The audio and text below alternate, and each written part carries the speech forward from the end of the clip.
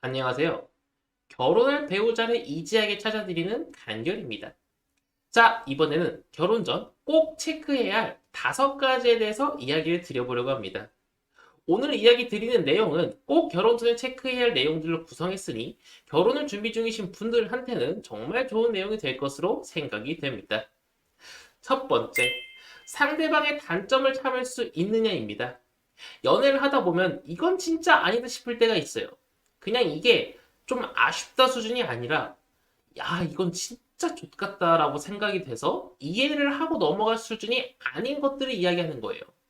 예를 들면 바람을 핀다거나 나 몰래 이성이랑 술자리를 가진다거나 룸살롱을 간다거나 나 몰래 클럽을 간다거나 뭐 여러 가지 이야기들이 더 있겠죠. 정말 용납이 안 되는 것들을 참고 견딜 수 있느냐입니다.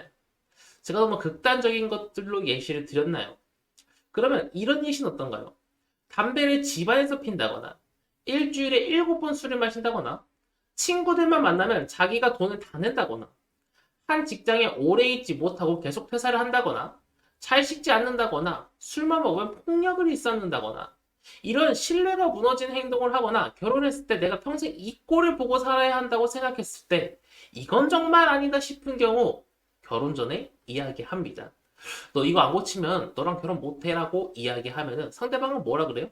고칠게 라고 이야기합니다. 하지만 사람 쉽게 변하던가요?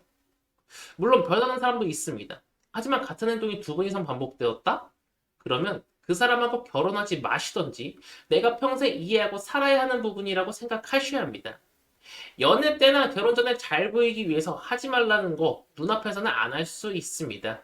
하지만 같이 살고 편해지면 결국 자기의 습관, 행동 패턴대로 돌아온 경우가 꽤나 있습니다.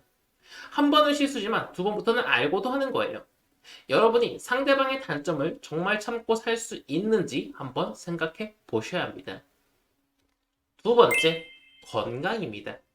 이 건강도 단점처럼 내가 감내할 수 있는 수준의 아픔이냐가 중요합니다.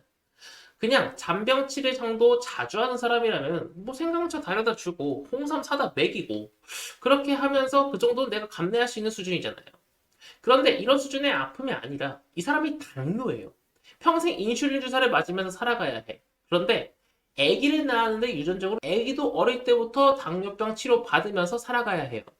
그러면 이 당뇨병은 식습관부터 생활습관, 병원비면 병원 왔다 갔다 하는 비용이며 합병증 관리부터 1부터 100까지 다 신경 써야 하는데 그거 감내하고 살아가실 수 있으시겠어요?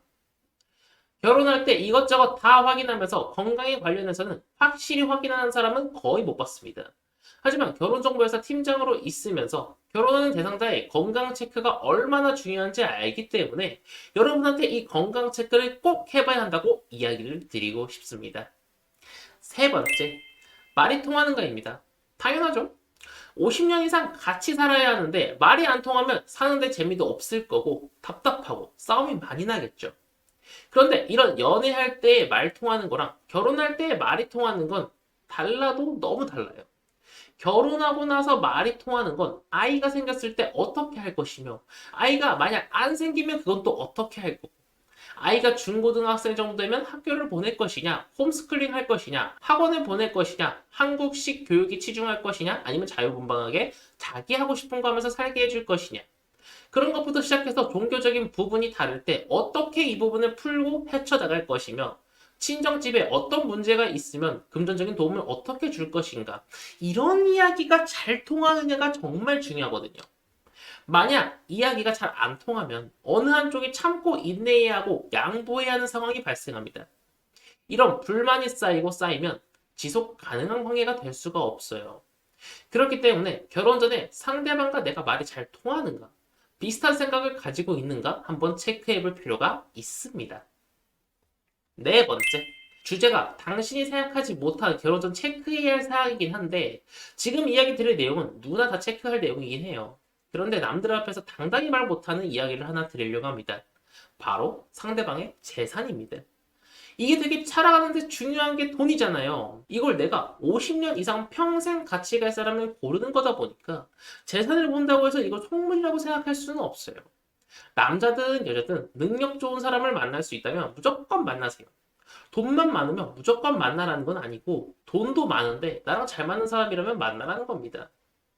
요즘 사람들은 돈 관련해서 이야기하면 김치녀, 김치남이라고 이야기를 하지만 돈이라는 건 정말 중요한 요소입니다.